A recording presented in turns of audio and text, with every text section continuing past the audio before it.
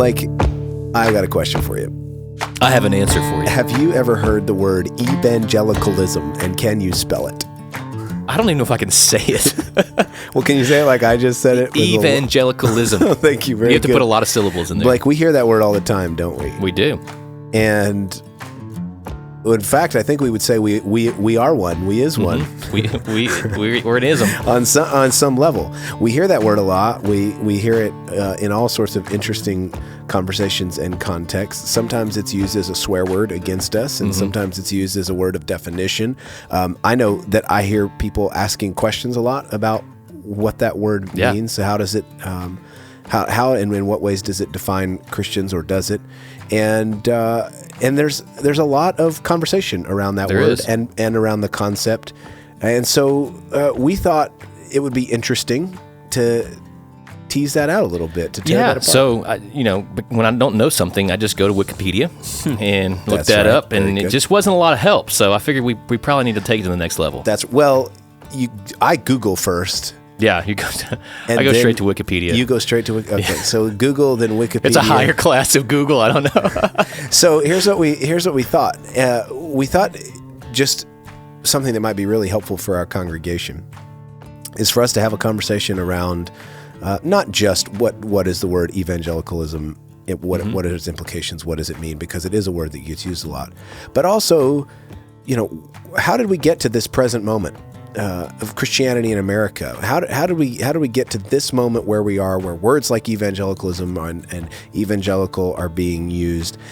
We got to figure out how to ground the present moment in where we came from, and the things that have happened that have led us to this moment. I think that it will be helpful as we try and minister in communities around us, and just again orient ourselves to the present moment. And so instead of Wikipedia, we felt like it'd be a really great idea to go find an actual history professor. Yeah, someone more qualified than much more qualified whoever wrote Wikipedia. Than Wiki. But we found one, and his name is Hunter Hampton, and he just happens to go to church here and happens to be a deacon here. And Hunter, welcome to the podcast. Glad to be here. I'm glad to know that I am now Wikipedia. Yeah. It's a terrifying game that we can play. Just ask me any question and I have the answer. That's right. That's how this is going to go. Yeah. I'm sure you get all sorts of interesting questions when you tell people what you do. But in all seriousness, this kind of started. This podcast is a convergence of two moments. One is that these really are questions that pastorally speaking, that Blake and I get a lot, that we talk through things with people a lot that have to do with these topics. But it also was something that you were thinking about a lot in terms of, here's what I'm good at. Here's kind of what my field of expertise is, and how can I use that to bless the church? How can I use that to help support the church? So tell me that end of it before we get going. Kind of your prompting of like, all right, I want to try and be helpful in the conversation. Yeah. So I love history. I'm a historian. I'm assistant professor of history at SFA. And history just has always mattered to me in my life. I just remember growing up, stopping at the historical markers on the side of the highway. And so I've always loved history. But I feel like in our conversation started, I feel like Americans more broadly are just paying more attention to the past in the past maybe 5-ish years.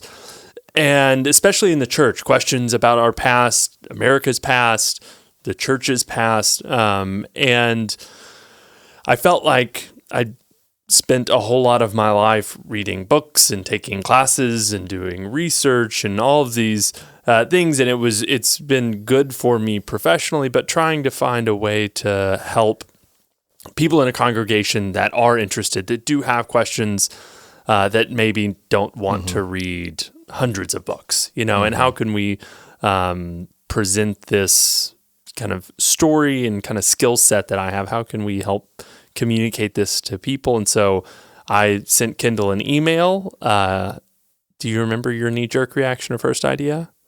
Oh man, what did I say? I'm sure I said some sort of like preaching or or Wednesday night study or something. You said, well, what about a sermon series? And I was like, oh, if the Lord calls, I guess I'll answer, but I really didn't want it to go that direction. So thankfully, it didn't. Yeah. So we kind of settled on a podcast. I think it's a great format. I think people are also interested in podcasts. History podcasts are also particularly popular. And so I think it's a way to, again, use this skill set that I have, and that kind of God's blessed me with to hopefully help educate people and educate people in our congregation.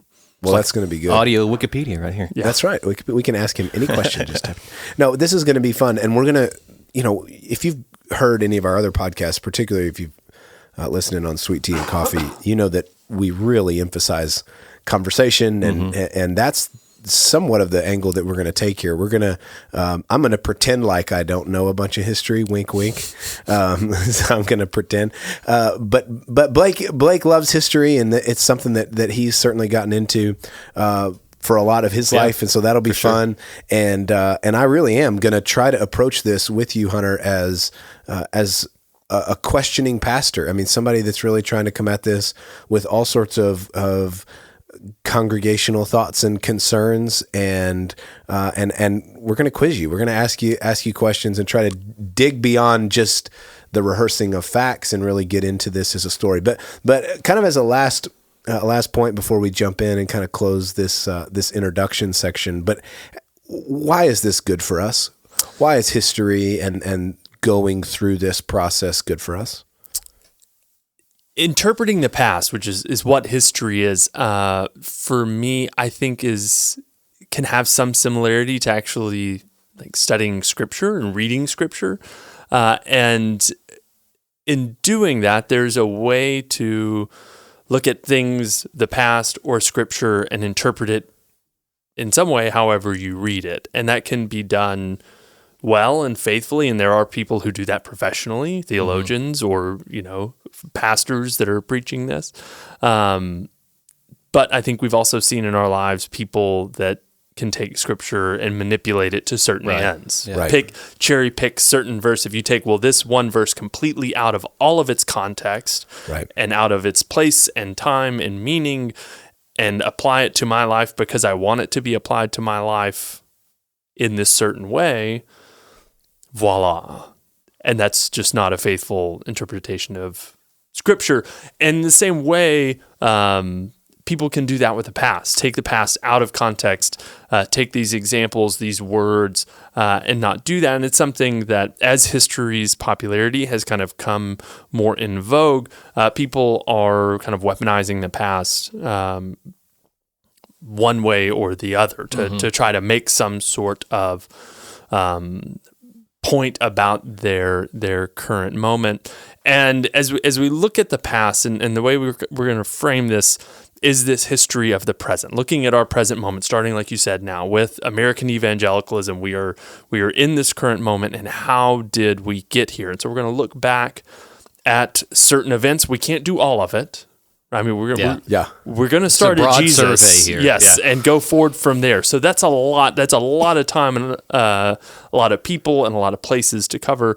But look at certain events, important events or popular events, and see how evangelicalism and American culture, and some places American politics, all changed, and how those different kind of moving pieces all influenced each other. And I think in studying the past, it can provide a point of reflection for us. And I think the practice of learning about history, of learning about people in the past, especially people of faith, is to look at their lives and look at what they did, their successes, their failures, trying to understand them as a way of reflecting on me and my moment of that. A couple of pet peeves I will need to get out there on this. One,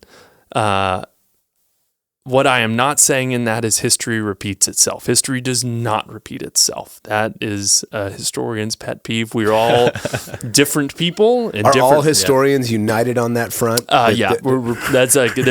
We don't agree on much, but we'll pretty much all die on that hill. Yeah, but I mean, we're all different people. We're all individuals operating in different places, in different spaces and different times. And so there may be similarities in like human nature, but to see something and just be like, history repeats itself, in a way kind of removes our agency in our current moment, right? If history just repeats itself and we're just doomed to it, well, then just sit back and don't act and just get your popcorn ready and watch, right? Yeah. But we don't believe that. A second is that there's no such thing as revisionist history. I think that's something, as history's become popular now, you're like, that's revisionist history.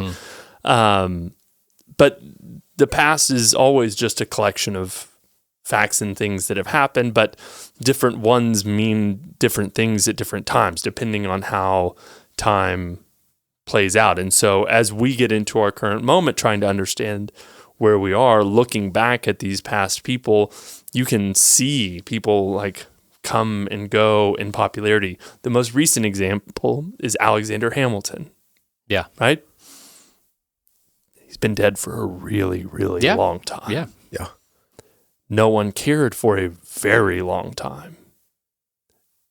And now he's everything, right? Yeah, and like in, the name recognition and what he did and like his passions, like the people have a really high recognition because of the Broadway production. And so in the same way that we see these interpretations of the past change, understanding it to understand our current moment also always changes. But ultimately, I have a good friend who has this quote about kind of the purpose of studying history, and I think it's really great, and I'll share it to you. His name's Darren Tuck. He says, "Our purpose for studying history is not for memorization, emulation, or bias confirmation, but for the self-conscious introspection about ourselves and our world." And I think that's beautifully put, in that the studying of our past is not to find good guys and bad guys, but again, to have some self-conscious introspection about ourselves and our world. And so I'm hoping that this podcast series can be a place for that. Yeah, it's going to be good. We're really excited. And in so many ways, it's so parallel to what we would do if we were in a moment in our lives, a moment of crisis or a moment of decision, a moment of questioning. One of the things we would do is we would look back in the pages. We would ask questions about what God has been doing in your life. We would talk about your family and your history, so as to understand the current moment. This is an important practice, and that is well put. We're calling this history of that was great. History of the present. Way to come up with that on the spot there. Thank you. I love it. So that's what this journey is going to be titled, and there's going to be a lot of episodes. Yeah, we're going to say 10 or so, because you just never know what will happen. You never know what sort of tangents we might get on. Yeah. But we're excited about it. Hunter, we're really excited that you joined us. You're way better than Wikipedia, by the way. Absolutely. You're really not. You're so much better. So anyway, here we go. Buckle in. This is going to be fun. Thanks for joining us. History of the Present, a discussion on evangelicalism in the making of modern America, hosted by Dr. Hunter Hampton, Kendall McDonald, and myself, Blake Russell. We start next Tuesday with Episode 1, The Early Church to the Reformation. New episodes will be released bi-weekly. I hope you can join us.